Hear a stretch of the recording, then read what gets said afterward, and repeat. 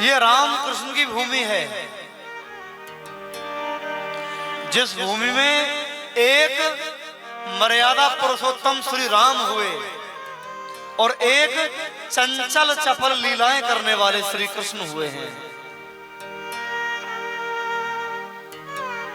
श्री कृष्ण ने अपना बचपन जिया, किसी ने बड़ा सुंदर कहा है, श्री श्याम सुंदर ने अपना बचपन जिया तो ऐसे जिया कि आज भी संपूर्ण भारत में, भारतवर्ष की हर एक माँ अपने बेटे को कन्हैया जरूर कहती है। और जब यौवन जिया, यौवन जिया तो ऐसा जिया कि आज भी किसी भी नगर में या किसी भी गली में कोई भी बालक नवयुवक जब शरारत करता है ना तो लोग कहते हैं बड़ा कन्हैया हो रहा है। और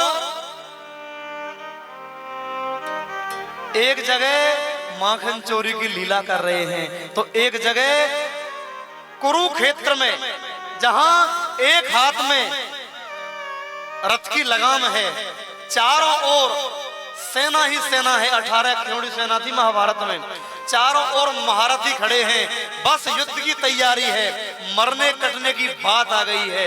उस कुरुक्षेत्र के बीच में उस जटिल परिस्थिति में गीता जैसा उपदेश दिया है अर्जुन के लिए। ये उन राम कृष्ण की भूमि है। ये ऐसे राम कृष्ण की भूमि है भारतवर्ष कि प्रभु श्री राम की शत्रु भी बड़ाई करते हैं। कैसे करते हैं कि जब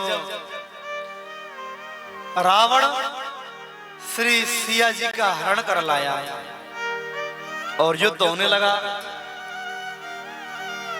तो रावण ने जाकर अपने भाई कुंभकर्ण को जगाया। भाई कुंभकर्ण, आप खड़े हो जाओ, आपकी आवश्यकता है मुझे। कुंभकर्ण बड़े प्रयत्नों के बाद खड़े हुए, जागृत अवस्था में आए तो रावण ने कहा कि भाई मैं बड़ी चिंता में हूं। तो कुंभकर्ण ने पूछा है, रावण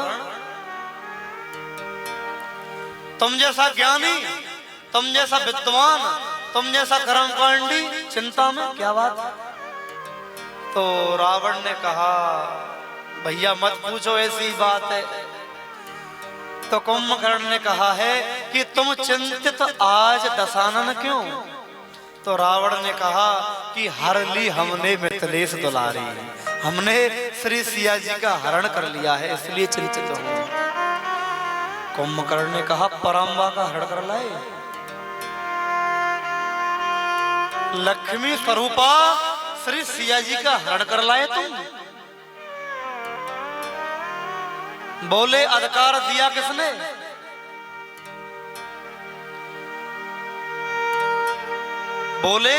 बोले अधिकार दिया किसने? तो रावण बोले, मैंने अधिकार कहां पाया उनके ऊपर, वो तो लगती ही नहीं निज और हमारी, वो तो हमारी ओर देखती भी नहीं। सीता जी जब भी रावण से बात करती तो तरणधर ओट कहते भेदे। सीता जी ने कभी रावण की तरफ देखा नहीं। रावण ने कहा, भैया तुम कह रहे हो मैंने अधिकार प्राप्त कर लिया, वो तो मेरी ओर देखती भी नहीं, मैंने कहा अधिकार प्राप्त किया। तो कुंभकर्ण ने कहा है कि जैसे तुम सिया जी का हरण कर लाए तो तुम चाहते तो राम जी का भेष बनाकर भी जा सकते थे। जैसे तुम साधु का भेष बनाकर श्री किशोरी जी का हरण कर लाए, उसी प्रकार राम जी का भेष धारण करके उन पर अधिकार पा लेते। भाई मायावी हैं, सबका रूप धारण कर सकते हैं। तो रावण ने कहा कि मैं रूप तो धारण कर लेता, लेकिन जिस किसी का हम रूप धारण करते हैं तो उसके चरित्र को पहले हमको समझना होता है। जैसे फिल्मों में जब अभिनेता अपनी एक्टिंग करते हैं तो उस चरित्र को पहले अपने अंदर उतारते हैं। तो रावण ने कहा है कि मैं राम का वेश धारण कर तो लेता। कुंभकर्ण ने कहा है कि तब राघव ही ना बने तुम क्यों। तो रावण बोला कि इसमें तो मुझको भय था भारी, इसमें मुझको डर था। बोले क्या? कि जब राघव रूप लगा बनने तो मात समान लगी पर नारी। जब मैं राम जी का वेश धारण करने लगा, जब मैं राम जी का वह स्वरूप, वह चरित्र अपने अंदर उतारने लगा तो मुझे परनारी माता के समान लगने लगी। और जब राम जी का चरित्र मैंने अपने अंदर उतारना चाहा तो श्री सिया तो क्या, राम जी का चरित्र इतना दिव्य है कि मुझे ब्रह्म पद भी तुच्छ लगने लगा।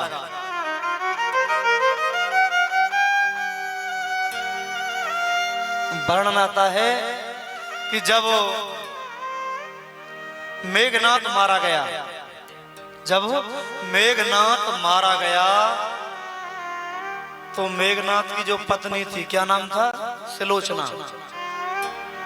सिलोचना गई अपने ससुर श्री रावण के पास और जाकर कहने लगी कि अगर आपकी आज्ञा हो, अगर आपकी आज्ञा हो तो मैं रामादल चली जाऊं और अपने पति का शीश लेकर आना चाहती हूं, जिससे मैं सानंद सती हो जाऊं। रावण ने कहा है बेटी चली जाओ। रावण ने आज्ञा दे दी है। तो जैसे ही रावण ने आज्ञा दी है तो दो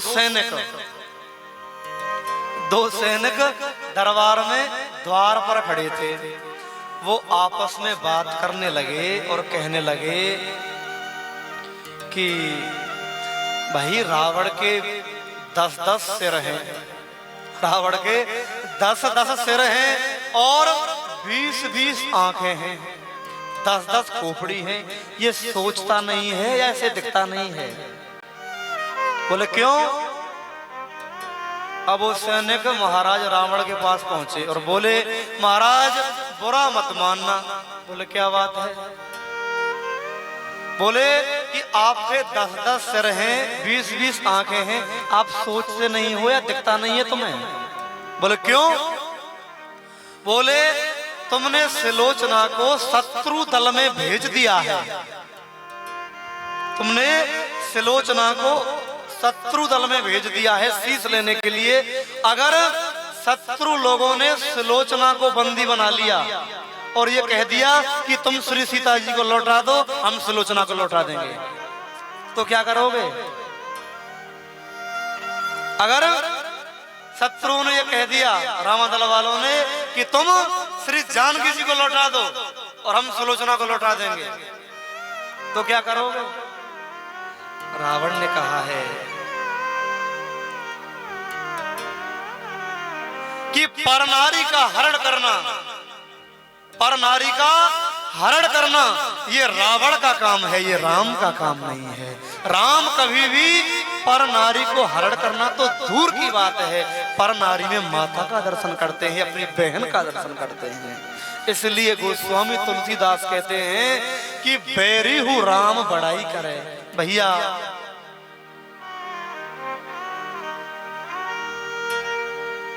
इसलिए कहते हैं ये राम कृष्ण की भूमि है। हमारे भारतवर्ष पर एक से एक आक्रमण हुए हैं। अगर उन आक्रमणों को गिनने लगे ना हम, तो कितने युद्ध हुए हैं भारत के ऊपर। ग्रंथों को जला दिया गया, मंदिरों को तोड़ दिया गया, तीर्थों को लुप्त कर दिया गया, लेकिन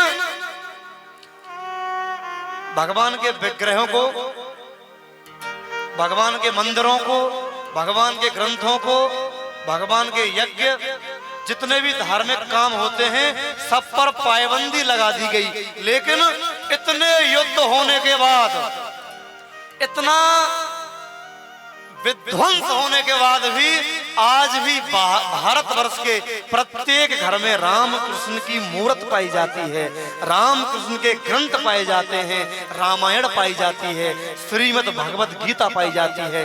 इसलिए कहते हैं कि भारतवर्ष की मिट्टी में रामकृष्ण है, इसलिए ये रामकृष्ण की भूमि है। भैया